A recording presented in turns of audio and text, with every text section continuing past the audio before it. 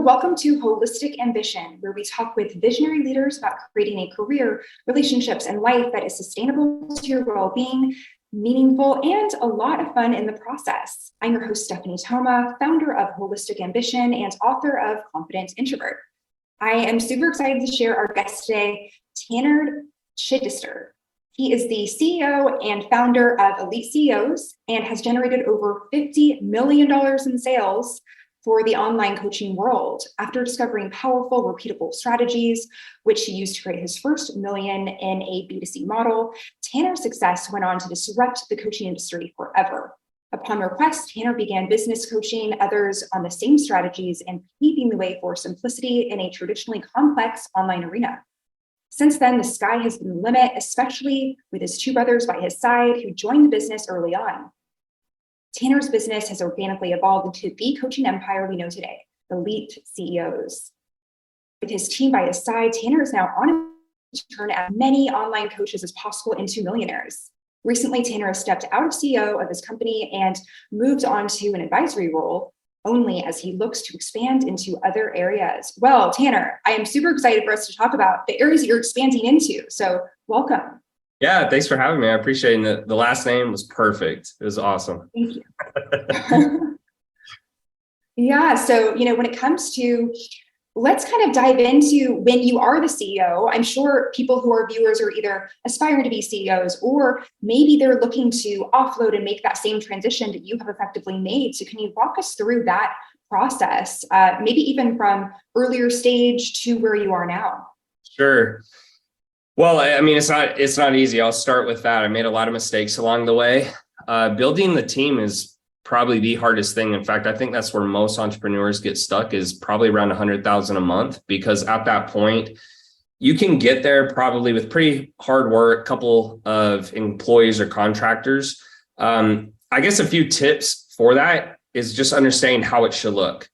So for me, and I think a lot of people fall in this trap, is when you hire your first employee, contractor, whatever it may be, is that, at least what I did, is I would show them how to do something. And then I expected, hey, I never have to show you again, and it better be perfect every single day. The reality is, usually when you hire someone, not only are you paying them, but you have to do the job almost for them for a couple months. And the reason for that is, typically, if you're a smaller business owner, the first person you hire is not the most skilled. It might be a setter, or, it might be a VA or something that's a little of a, I guess you could consider a minor role or entry-level role. And so that was something I didn't understand. And then as the company grows, you have to constantly manage, and you have to constantly have people checking in on every facet of the business. And so it definitely was a lot harder than I expected, but that's really what separates the big businesses and the great entrepreneurs from everyone else, because it's not about you, it's about the team. And that's where I feel a lot of entrepreneurs struggle. But that was something I had to learn over many years. It definitely was not natural to me at first. Yeah. So, I'm curious, when it comes to that learning curve and hiring the wrong people, it's quite possible that someone watching is in the process of maybe even making their first hire and getting to that point where, or maybe expanding upon, let's say they have the perfect VA and they're like, okay, it's time to expand, but hitting a wall, or maybe it's not the right fit. So you're saying that about 2 months is adequate for training, or how do you know when you have trained someone who will actually be able to successfully integrate into the business versus someone who's simply not a fit?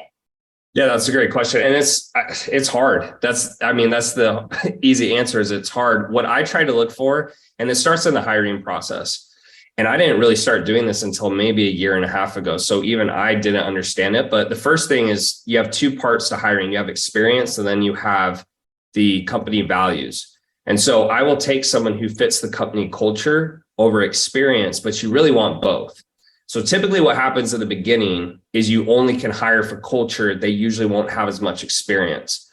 So once I bring them on board, I'm going to show them exactly what to do. And then I'm going to work with them for a couple of weeks until they feel they get it. Once they say they get it, I'm going to let them do the job, but I'm going to review it every day. If they can't figure that out, or they're struggling, I keep going back and helping them until it's not reasonable for me to continue to do so. So for example, 2 months is about what I would say, depending on the role, because if you've trained them every day for 8 weeks and they're continuing to make the same mistakes and the same hiccups, and they're not progressing and learning, At that point, you have to make the decision, is it worth me to continue to spend my time or remove them and bring in someone else? And I think it's somewhat easy at that point, because if you spend the time with them, you should see if they're progressing or if they're picking up on things. If they're not, that's when you do have to remove them. It could vary, but I would say on average, about 2 months. A sales rep could take 3. That's actually the hardest position to train for, simply because you have to spend an hour on a sales call. There's really no fast way around that. But that was usually what I tried to do, and making sure that you give them all the support you can in the beginning. Most people, what they do is they just give them a week or two, and then they remove themselves. And when things start going to hell, they go back. And so just really making sure you're holding their hand along the whole process, so that there's no doubt, if they can't do the job, that it wasn't on your end. Well, and at what time is it best to begin to even offload that training piece? Or is that something that you hold on to depending on how big it gets? Yeah, I mean, as soon as possible, preferably, so that the company can grow. So for me, a couple examples is when I was doing everything in the business, the things that took the most of my time was messaging and then fulfillment. And so the sooner you can offload one of those things, the sooner the business can start to grow again. So the first thing I did is I offloaded fulfillment, and then I was able to start doing more messaging and more sales calls. So the revenue went back up. Then the same thing happened again, and I offloaded messaging. So then I could spend more time only doing sales all day. And then eventually the same thing happened, and I had to bring in a sales rep. So preferably it's as fast as you can to continue to grow, because you will hit bottlenecks in the business. And the bottleneck is simply you're out of time. So once you're out of time, as soon as you can get someone who is capable of that role, you want to move them in. But remember, if you don't have a manager, you are the manager. And that's what I forgot, is even if someone is doing that job full time, you either have to hire a manager to watch them on a daily basis and communicate with them, or you have to continue to be the manager. So most CEOs, until you're doing at least on average, I would just say 300,000-ish, in my opinion, you are the manager for most positions. And so you have to understand that even though you're done doing a job, you still have to check on it daily. And it's hard, but that's why a lot of people don't scale, because it's hard. And that's just part of the game. Yeah. So to that point, when it comes to prioritizing personal and professional growth as a leader, as someone who is actively mentoring others, how have you balanced that in your career, and what advice do you have for others? Well, when I first started my career, I don't think I balanced it very well at all. I think I'm a very aggressive type person. And so when I first started, I think I was a little bit too much over here, where it was, you better figure it out. If you can't figure it out, you can't work here, you're fired. The other side of that is you're too friendly. So to anyone listening, if you have to choose, this may sound counterintuitive, but you'd rather be more aggressive than too nice. And the reason is, if you're too nice, people won't take you seriously. So if you say, hey, you can't do that anymore, but there's never repercussions, people know that at some point, hey, he doesn't really follow through with what he says. So they continue to do it. It's same things in relationships. You see that all the time. But if you're too mean or you're too aggressive, people leave. And so there's a great book written by Jocko Willink, I think that's how I say his last name, called The Dichotomy of Leadership. And it speaks directly about that, where you have to be in the middle. There's a balance of being serious about the team's goals and what needs to get done, but then also being their friend. So over the years, I'm still aggressive, but I've slid back a little bit. And I just try to have a very open discussion, where the first thing you need to do is you just tell them, hey, look, before I get into anything you've done, I want you to know I want you to be here. I want to help you, and I want you to succeed, right? So they're not on the defense. You never want to go at someone and immediately tell them, hey, you suck at this, you suck at this, you suck at this, do better. So I always start with that. And then I say, so look, with that being said, there's an issue. This is what happened. Do you understand why that's an issue, right? If they say no, I make sure they understand. If they say yes, then I go, great. Why don't you understand what to do? And they're either going to say, well, I don't know, or they're just going to come up with an excuse why they didn't do it. Either way, it doesn't matter. You either now, okay, let me show you, or B, you go, hey, that's not acceptable here. You understand if that continues, you can't stay here. And I've gotten way better results that way, because people don't feel attacked. They understand that I'm serious about the company's goals, but they also understand, hey, look, I want you to be here. This is just what you have to do to be here. If you can do that, you can stay. If you can't do that, then I have to remove you, because now you're hurting the company. So that took me a long time to learn. It sounds simple, but when you're working 16, 18 hours a day and someone messes up, it's easy to get angry and upset and yell, especially when you're paying them what feels like a lot of money and you still feel like you're doing their job. But that's just part of leadership. Is your job is to make sure that everyone else is doing their job. And that's really what being a CEO is. It's not, leading, like doing all the sales and doing all like the marketing. It's really making sure your team is doing what they need to do. And that's where I feel the best companies thrive.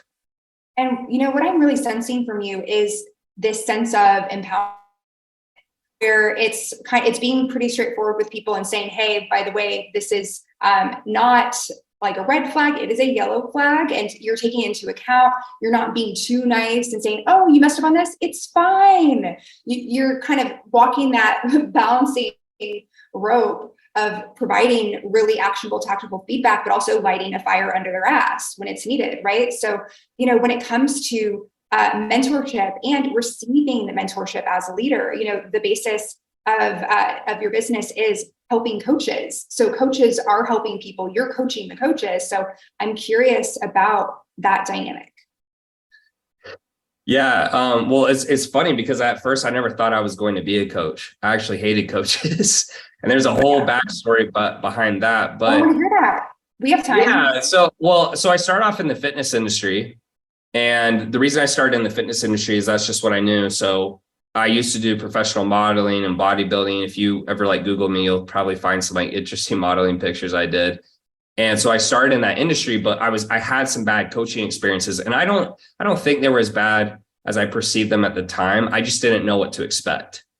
And so I would go in and think, this is what I should be getting. This is what I am getting. Once I had a lot of success, people started asking me to coach them. And I initially said, yeah, I hate coaches. I don't want to do it. But I think over time, as more people asked, there were two things. Just honestly, there was a huge amount of money sitting on the table, and I was a young 25-year-old. And then the other part was I felt I knew exactly what to do specifically for trainers, because those were the first types of clients I took on before I expanded into elite CEOs. And I guess I would say the dynamic, the one thing I liked about business or coaches, or people in business versus people in just trying to get in shape is they understand that it's going to be difficult, a little easier. And so they are typically on average more open to feedback and willing to learn. I would say the hardest thing about coaching is that some people think they're better at something than they are. And we all fall in that trap, but someone say, this doesn't work. And you'll go look at it. And it's not that it doesn't work, it's that they don't have the skill yet. So I always make this analogy of someone's digging a hole with a shovel and then someone else is digging a hole with a pen. And they say, this doesn't work, I can't do this. Well, it does, you're using the wrong instrument. And so that would probably be the most hardest part, I guess you could say, because you don't want to offend people or put them down, but at the same time, if they're not good enough, you really have to refine those skills and get them there. And that's what makes coaching difficult, because someone comes in at an 8, someone else comes in at a 2, someone else comes in at a 4. And so it makes it harder to streamline your process versus if I bought a SaaS or, some type of software, it does the same job for everyone. So hopefully I answer the question the way you're looking for, but that's what I would say is the most difficult part. Yeah, what I'm hearing is that there's this emphasis on having a growth mindset, even if the very thing that you think you are amazing at, and I've seen this with clients as well, they're like, oh, this is my specialty, I got negative feedback on it. Well, screw that feedback. That's not true because I'm so good at it. And it's like, excuse me, let's take a step back. The ego over here, it's still going to hang out, but yeah, what would it be like if there was actually room for improvement in the areas of your strengths? So yeah, that's such gold right there to just allow that to be. And, I'm curious when it comes to the trajectory of, being very focused on, the fitness industry and helping people with that transformation after having your own transformation, and then having your own transformation in business and helping people also recreate that sort of transformation. I'm kind of curious about what you even envision for yourself now that you have transitioned out of a CEO role. What do you view yourself doing in that sort of capacity? Since it sounds like you lead by example. Yeah, it's a great question. So right now I'm advising. And so the easiest way to picture advising, because some people will describe it differently, is I have a 15-minute call with my division. So let's say I have 4 divisions, I'll have 4 15-minute calls. I just see what the numbers are, look at the metrics, see if there's any fires, anyone needs direction. I tell them what to do, and then I expect them to implement. So it's very different because you really have to hold yourself back from stepping in, because if you do, you become the bottleneck. And when you're first building a business, you want to help as much as humanly possible. And so it's a very different feeling. In terms of what I'm looking to do next, I'm kind of exploring that. And so I've had a lot of conversations with very affluent individuals and successful people. And the number one thing that they've told me is to take time off. And it feels very strange. Like today, before we got on this call, I read a book for, I think it was 3+ hours. And that just feels weird for me. But it was actually called Tuesdays with Morris. I think, let me give you the title because I just finished it. Tuesdays with Maury. And it's really about the meaning of life. So that's not my usual go-to book, but what's happened is he has ALS. And so his body basically is shutting down, and it's where your muscles degenerate. And it goes through and it kind of talks about the meaning of life. So a little bit of a different read, but the reason I'm doing that is they just said, give yourself permission to do things that you just feel like doing with no intention of making money behind it. And the next thing will come to you, because most of what I've seen past a certain level is that it's more the vehicle versus how hard they're working. In fact, some of them, I don't really get the vibe they're working very hard at all. And so that's kind of a cool thing. So it feels counterintuitive because I enjoy work, but I guess it's just a different type of work now. It's giving me a lot more time to think creatively. And I've pretty much been head down for my whole life. Just grinding. And so you can't really work 16 hours a day and be super creative. It's just 2 different types of energy and kind of brain power, if that makes sense.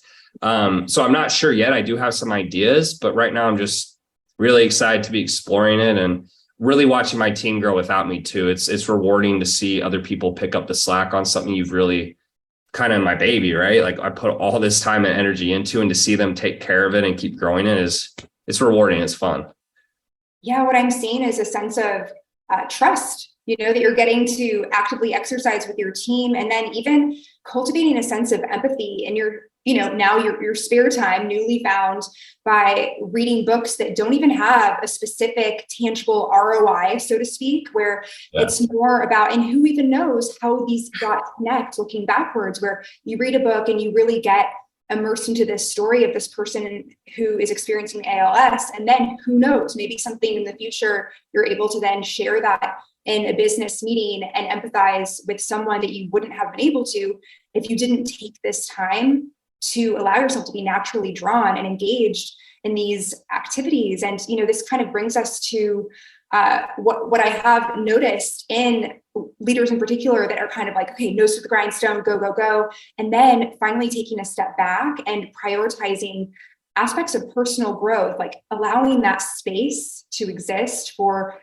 more creativity, for intuition. And what would you recommend someone who, let's say, hasn't had much work-life balance? They've been working nonstop, and maybe it's not even about burnout. Like they know they're one of those go-getters that could keep going, but what would you say to them if they are opening to the idea of maybe slowing down and investing in personal growth? What do you believe is most beneficial for a leader?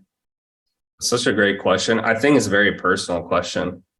I used to think when I was poor or broke that people would say money doesn't matter because they were broke. And that's what I would say. So someone would say, Tanner, money doesn't really matter that much. You need to stop focusing on money so much. I'm like, yeah, you're just poor. That's what I say in my head. I wouldn't say that to them, to be clear. I say in my head. And then once I started making a lot of money, and for me, once I was doing $1 million+ a month, that to me felt like a lot. And I just remember not feeling how I thought I would feel. The problem and the reason for that, I believe, is because I wasn't in tune with what should be happening with that. I think the reward is, as you make more money, you get a sense of personal growth. You have to become a different person than you were before. And that is the reward versus the number in your bank account. And I can tell you, after a certain amount of zeros, it just doesn't mean much because it doesn't really change your life at that point. You can buy a nicer car, house, boat, whatever, but I don't personally care about stuff in the first place. So if, to your question, if someone is wondering what they should do, it's a very personal choice. I am of the belief that a lot of what we do doesn't matter a whole lot in the scheme of things. And what I mean is, if you work as a, truck driver and this person's an entrepreneur, at the end of the day, what really matters is what you care about and what's important to you and where you find meaning. So people look at me and go, Tanner, why are you so driven? Why do you care about, trying to hit 1 billion and all these types of things? I just personally love the growth that comes with building these companies and seeing how other people progress. But if someone else is like, hey, Tanner, I think my number is X amount of million or X amount of 100,000 or whatever it is, and I want to spend more time jet skiing and reading books, more power to you. I think that's great. I just know myself. And I know that I love discipline and I love grind. I still go to the gym every day. Like, that's just who I am. And so instead of judging yourself for why do I want to work so much, or even the other person, oh man, why do I want to work as much as Tanner? Just being comfortable with who you are and understanding, in my opinion, there's no right way to live life. And I think that's a lot better way to live versus trying to live by society's standards of what we need to do. Yeah. So, getting comfortable with who you are, that's actually, that's a theme of, this whole series really. And, but not just getting comfortable with yourself as an excuse to do less. So how did you get comfortable with having this high level of drive and execution? Was it ever uncomfortable at one point, or it sounds like it's been kind of innate? Oh yeah, it was super uncomfortable. When you're not doing very well, it's very uncomfortable. And I would say the most uncomfortable thing for me as a kid, I think what actually helped me the most is I was bullied pretty bad. I didn't have any older brothers. I had 2 older sisters, and there was nothing wrong with that at the time. I was a little kid, but played tea party and dress up, and I wore my little sister's dresses and stuff. And so as a young boy, I think I was just a little strange to the other boys, or I was a little soft, or whatever, adjective or verb you want to use. And so it really hurt my feelings as a kid, I remember, because my family was so loving and caring at home. And then I would go to school and these guys were just ruthless towards me. And so my girlfriend actually recently said, it's funny, she says I'm very hypersensitive, or I almost point out people's flaws, not like to them, but she notices I'm like really hypersensitive, or give a lot of attention to if someone's too short or too tall or too skinny or whatever, because as a kid, she believes I was bullied so much that it made me run away in the other direction. So I really hyper focus, like almost automatically without trying to. So when I was on the come up and I was trying to make money, that's what drove me, because I was so afraid of being quote unquote a loser in society, or people making fun of me, that even when it was going terrible and they were laughing at me, I just knew if I stopped that I would just feel ashamed or embarrassed. And I wish I had a better answer than that. But I think some of the most successful people at some point, they just are so insecure or scared of failing that they'll do anything to be successful. And that was me. And I truly was willing to do just about anything. I'm less willing to do some things now because I've hit a level of success. But I mean, there was probably a lot of stuff I would have been willing to do, like as close to the line of like illegal as possible, because I just was so sick and tired of being broke and made fun of. Even as an adult, and it changed, right? I wasn't made fun of for how I looked or what I said and stuff like that, but I didn't want to be made fun of for being poor, or, oh, I have a business, but the business isn't making any money and I'm a server at a restaurant. So that's kind of how I handled it. I don't know if that's the most healthy way, but it definitely worked. And it got me to where I'm at. Yeah. I mean, there's a self-awareness there. And even just to reflect, it's almost like this journey, right? Of having a deep sense of vulnerability that's exploited as a kid, in this case, like the other kids at school, where you're just kind of figuring out who you are, you're a kid, and you're like, oh, my sister's plays dresses, and maybe you mentioned something like that, and it's not accepted. It's Wasn't a good idea. Yeah, right. But you're just, there's an innocence there and a vulnerability and a softness that is very human. And then getting to a place where contrasting that very intentionally as an adult, with that sense of drive, where you mentioned that even if maybe something could have been bordering illegal, it's like you were considering it, right? Because there's just this sense of, let's contrast that, and just not wanting to be vulnerable in those ways that you couldn't control as a kid. And now, what I'm seeing is this almost revisiting from an empowered place of these more soft sorts of things, like, reading a book that has no ROI, that is really about the depths of the human experience, independent of money or power. So yeah, I'm curious, as you're in that point, and what I love to really emphasize to people that are here, that are watching, that are listening, is the humanity of success. How sure someone can have bullet points and people can be like, wow, like maybe I can never be like them, because there's this veil of perfection that everyone has vulnerabilities, things they're working on, things they're exploring. And if you have anything to add just about this process of almost like a coming back to a greater sense of authenticity in this extra space that you're finally allowing yourself to have. Yeah, I think there's something very rewarding about making a lot of money, because once you have an abundance of something, you start realizing how unimportant it is. I used to think money was everything. And when you're broke, it is everything. But when you start having an abundance of money, you realize that if you chase that forever for the sole fact of just making more, it never ends. And I remember people saying that. Hey, well, Tanner, once you hit 1 million, you're going to want to hit 5. Once you hit 5, you want to hit 10, and then 20, and it never stops. And it's true, because I was just going through that today. I was going through and reassessing my net worth and some investments I'm about to make. And in my head, I was like, this next goal I'm going to hit in this amount of time. Again, I think it has to go back. There has to be a deeper desire. So I think the people, and what I believe will make me successful for the long haul, is I genuinely enjoy the grind or the work or the growth that comes with it. And you see that with guys like Gary Vee or Andy Frisella, or, whoever your favorite entrepreneur is, but they genuinely enjoy it. And so I think that's the key, is what can you do that you enjoy that is also a great vehicle to accrue wealth? And that's where you can really hit your stride and really enjoy life, because it's ironic. The less you care about money, it's the more you make. And the reason that happens is because then you start making decisions that are just right, not only for other people, but for the company, versus being selfish, trying to squeeze every last dollar out of people, maybe being a little more aggressive or harsh to individuals. And I can tell you from experience, I used to do that. When I started my first business, I was ruthless. And I don't think I was like rude, but I was going to get every last cent. I was going to, nickel and dime. I'm going to be on the best end of the stick of every deal. And now, I try to meet people more in the middle. I'm like, what, this is probably what's best for me, but look, I'll come halfway here. And I think if you just really try to, put people first, and understand that the money is not going to fulfill you, you just make better decisions and the money comes. So I think that was the biggest shift, is going from money to now understanding, hey, it's more about the growth, and money is a scoreboard.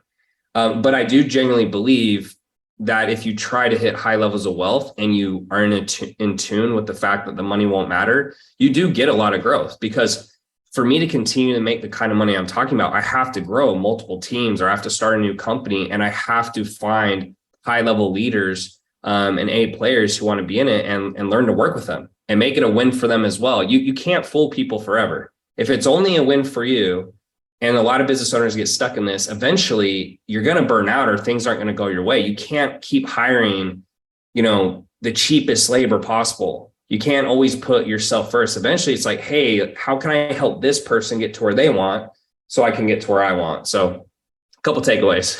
Yeah. So when you're getting out of scarcity more into abundance mindset, maybe there's a deal that, who knows, maybe you could make more, but you're willing to sort of prioritize the relationship and compromise. That's something that, and so, yeah, when it comes to cultivating, you mentioned cultivating this sense of a deeper rooted sense of desire. And, there's a big mindset piece there, right? Where some people in scarcity mindset might be thinking, okay, this industry has this trajectory. I should just plug myself into that. And then I'll make X amount of dollars. And then I can finally live the life that I want.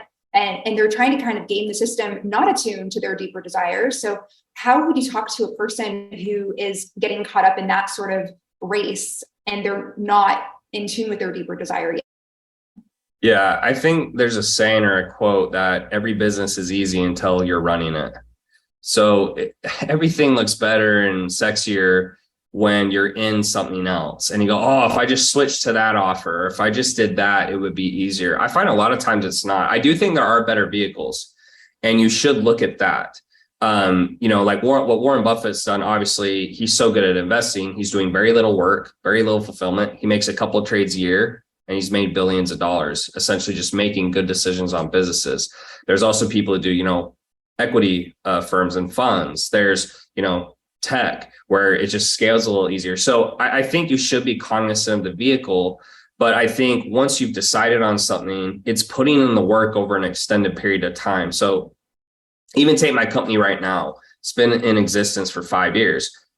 How much more revenue will we do if it's around another 10 years, 15 years, or 20 years? And every year we just get better. 10%. You don't have to get 100% better, just 10%. So I think the goal should be, how long can you stick with something? Because it's just natural over time. If you've done something for 10 or 15 years, you can't possibly be worse than someone who's only been doing it 3 years. It's not possible. Like you won't stay in business if that's the case. So for me, that's become more my goal, because in the beginning, everything is a short-term decision. Going back to what you said before, nickeling and diming people, all those types of things, but business is a long game. Life is long. So if you can start making longer-term decisions, that's when you'll make smarter decisions as well, versus how can I make all this money as fast as possible? You just look, what do I want to do for the next 10, 15, 20, 25 years, 30 years, and kind of go that direction. So definitely varies per person. Depending on the context I could give a little bit of a different answer, but I think choose the vehicle, but then once you choose it, stick with it, because every time you switch, it takes you years to ramp up to the new level of education. So for example, if I switch and I go into, let's say, private equity, there's a lot of stuff I'll take with me, but let's be honest, I'm going to take a year, maybe 2 years to really become an expert as well as I am now. And so you have to debate that if it's worth that time, that 2-year window or longer, versus you just stay in what you know and you keep going that same direction. So food for thought.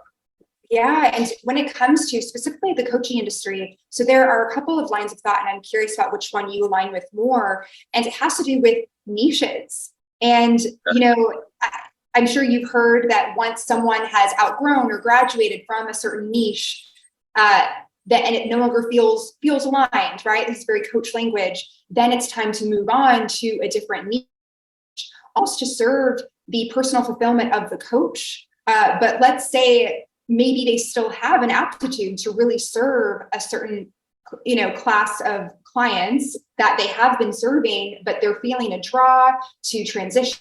It has only been a few years. What would you say to a coach in that sort of potential pivot situation? Yeah, I mean, I can never say what's best for someone else, but I can say for me, you have to decide if you want to do what's best for you or the business. They're usually not the same thing. And what I mean by that is the business is very unemotional. Businesses don't really care how you feel. Businesses just care if you do what you're supposed to do. So when you bring that up, the first thought I have is, when you want to leave, is it because it's hard? Is it because it's not growing? Why is it not growing? And is it something you're doing incorrectly or need to fix? That's my first thought, because when most people switch, it's because they've stopped growing and they're stagnating. So they feel switching is the solution, when in reality, it's you need better fulfillment. You need better product. You need better ads, marketing, sales. You need to refine this process over and over and over 10,000 times until it's just better than everyone else's. So for me, people, they're like, Tanner, you switched industries, but yeah, I was young and dumb. I don't know if I should have done that, to be honest with you. Going back now, I don't think that's the right decision. I think if I had stayed in fitness and I just kept grinding, I could have built just as big a company, right? We always think it's greener on the other side. So to your question though, what should they do? Again, it's such a personal decision. If someone really just doesn't care about money or the business, right? Then go for it. Of course, if that's genuinely what you care about. For me, I'm just very business centric and I love seeing it grow. And that is what gives me my fulfillment. So I'm going to choose what's best for the business every single time, unless I make a mistake, unless I choose this thinking that's what's best for the business, but it was that. So hopefully that answer makes sense. But again, it's weird, but I just really know it depends on the person. And I can only say what's best for me. Absolutely. Yeah. So I'm sure that people listening, they'll be able to kind of input themselves and understand that there are nuances. And, this kind of lends itself to this idea of, you mentioned that maybe if you didn't make the switch, coulda, woulda, shoulda, maybe you could still be where you are, but it would have been with a bit more ease, or maybe something would have happened sooner. But, what I found to be such a trend in highly successful people is that there's typically either one or more likely a series of rock bottoms. So I'm curious, especially if someone is kind of at their wit's end watching this and they're like, okay, like I'm ready to, but they are at a rock bottom. What is something that has helped you still have motivation and to be able to keep going even when it seems like things are pretty bleak? There's two books I read that resonated with me greatly when I was going through what I considered my last straw. And one was, ironically, it was the 10X rule, I think, by Grant Cardone. It was that, or it was either that or Sell or Be Sold. I can't remember which one. And then it was Can't Hurt Me by David Goggins. Mm-hmm. And for those who haven't read the books, just quick overview, Grant Cardone in the book, he said something to the extent of, it is your responsibility to provide for your family and to become successful. And and he said, you cannot expect anyone else to do it. You have to do it. And I remember, at the time I was in my young 20s, I felt like the world was on my shoulders, try to take care of my family. My dad was a teacher. I have tons of siblings. And I do believe in the next few years, I will be able to financially take care of my family very well, like well above what would be considered middle class. And there's a lot of people, I'll just leave it at that. We have a lot of Chidesters. And so that book resonated with me and it really pushed me through dark times. David Goggins, I really like his book because what it shows is the guy's crazy. He runs these 100-mile races with his bare feet and he's doing 10,000 pull-ups and all kinds of nonsense. Now, I don't relate to the physical trauma he's putting his body through. I don't see the point for me. I think I could do it, but I don't see the point. I'd rather do that in business. But what I love is his whole point is it's mind over matter. He just, every time you think it's the last straw or it's more than you can bear, it usually isn't. And so the only way through that is to keep going. And then ironically, you increase the level or the threshold of what pain you can endure. And it just happens over and over again. That was the only way I got through, because there are days if you are pushing yourself to the brink and you're not feeling successful, or you're not seeing success, you will feel that way. You will feel like you should give up. You will feel depressed. People are usually not being supportive. So when I was struggling, my family, why are you doing this? Why are you killing yourself? Why? Those thoughts, they just keep getting in your head, right? And so I think if you're struggling, those two books really resonated with me, because you just see, especially David Goggins, like that book, it's a must read. You just have to read it because the guy's insane on a mental level and he just pushes through anything and everything. And I think that's true with a lot of human beings. I think a lot of us can go a lot farther than we think. And I know I've hit that limit a few times. And so I just I keep those in my mind when I feel I can't handle anymore, because you usually can. It's just voices get inside your head and society gets inside your head. So I'm a little bit of a crazy person myself. So maybe that's why that resonates with me. But I don't know. I just really respect people who, no matter how bad it gets, they just keep pushing through. And that's what makes it worth it. Because if everything was easy, then we couldn't appreciate the good on the other end. And like, that's what's made what I've built so amazing to me because I know how hard I worked to get there and what I had to go through. And that's what makes it enjoyable. If it was easier, my dad just handed it to me or I got a bunch of VC money or whatever, I couldn't possibly enjoy it the same way.